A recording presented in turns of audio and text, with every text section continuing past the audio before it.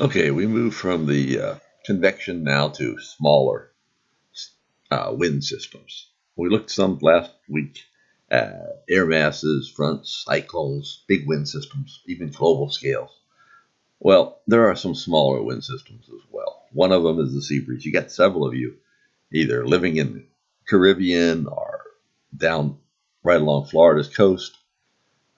Any coastline. And what's interesting is this is any coastline. It can be the Great Lakes. It can be Florida. It could be New England. But there's a sea breeze that can develop. What is a sea breeze? Basically, it's cool sea air moving inland during the day. Why does it move inland? Well, you got convection. We've talked about it. Heating over land causes that air to lift up and rise. Once it rises, you need something to take its place. Well, what takes its place is cooler sea ocean air. So it moves in. So you get a circulation that literally looks like this. We have air coming in off the water, and you have a front with a pretty strong updraft sometimes in some parts of it. Pretty narrow. And then you have little vortices along that front. Doesn't go very far up. And we notice that winds go like aloft, come from the land to the sea. On the sea, low level, they're coming from the sea into the land. So, say you have an airport somewhere right in here. If you were coming in from this direction, you might have winds coming from this direction until you reach the airport, where all of a sudden you have a change in wind direction. So, with sea breezes, you've got to understand where they are in relation to where your airport is. So when you're along the coastline, or even some bays and rivers can have a sea breeze. Also, it's a great location for why thunderstorms form. Think about it in Florida.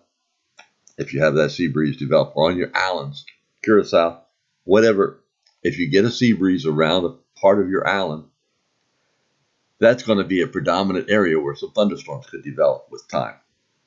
So that's why sea breezes are so important. Another thing with sea breezes, you want to get lift. Well, there's no friction over ocean air. So air is coming in off the water, doesn't have any friction, hits the land. It slows due to friction. So you wind up with convergence. Another aid to this lifting of the air there. And sea breezes can come in variety. Sometimes they come in between mountain ranges. Sometimes, depending on the topography, they can come around mountains terrain. Or, like in Florida, just come together from both sides to form tremendous lines of thunderstorms. And land breeze is just a breeze blowing in the opposite direction. It occurs at nighttime. Think about it. The water is warmer at night, so the air is going to lift the air better.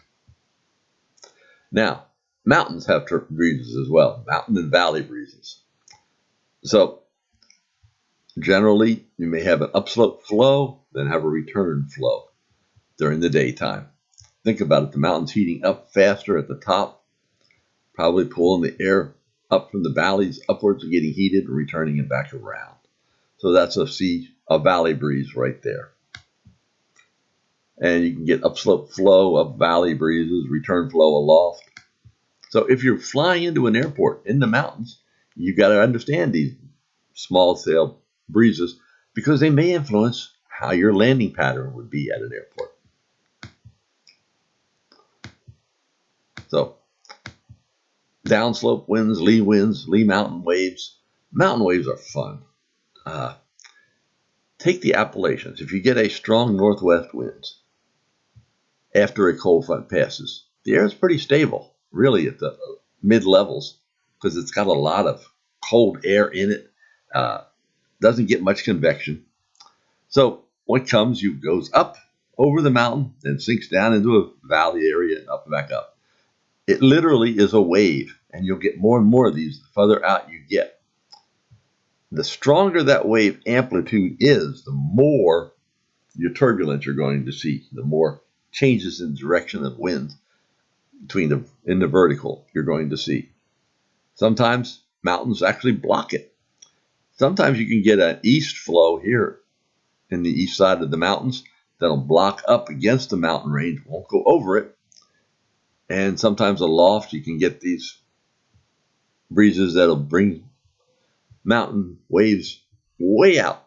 But the mountain waves are going to get more and more intense the closer into the mountains you are. The most intense mountain waves will be very close to it. And here's just a picture. You can see the lines of clouds over the mountain waves here.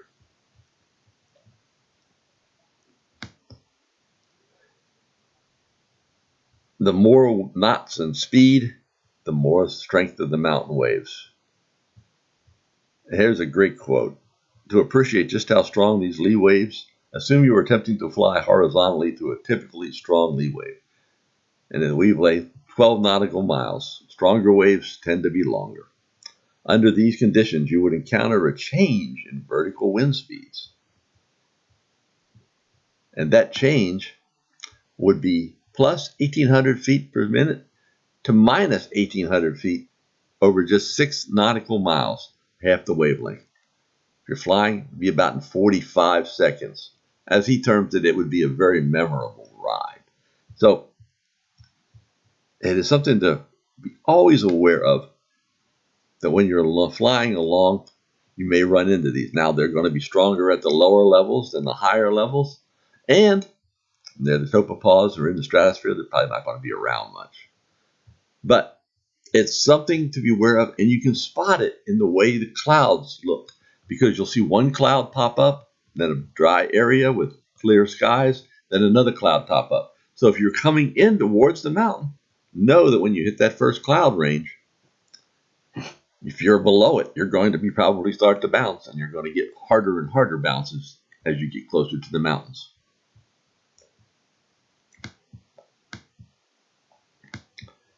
So let's just look at a couple maps real quick just to see.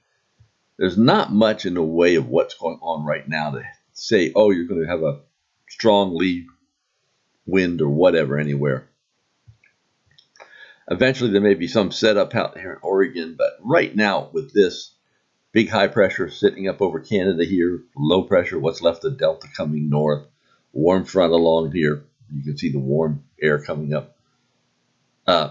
Probably plenty of sea breezes down around Florida and in the islands today, but not much in the way of any real other mountain or valley breezes. And one thing with mountain and valley breezes, if you get a lot of winds, synoptic scale, which is the larger scale winds from low pressure systems or high pressure systems around the edges, they're going to tend to dampen out the winds, valley breezes or otherwise. But if you don't have a lot of them, then the valley breezes out in here, like today, Nevada and stuff, you might get some very good mountain and valley terrain motions. Just all the weather today, you can actually just see. When this thing was looping here, we'll try to get there. Watch the fog dissipating out over Oklahoma. That's just the fog bank out here that has gone away with time. You can actually see it going in from the edges. That's how fog dissipates. You can see all the convection over Florida today and over the islands, and a big blob, a cluster of thunderstorms there. And here's your delta. And there's another band of clouds coming through west. And notice how they dry out when they hit the mountains. Again, downslope mountain waves. Cold front that we saw up in here, a little band of clouds with it. So this is just relating everything you're learning to what you're going to be experiencing as a pilot. So I hope if you have any questions, please just let me know.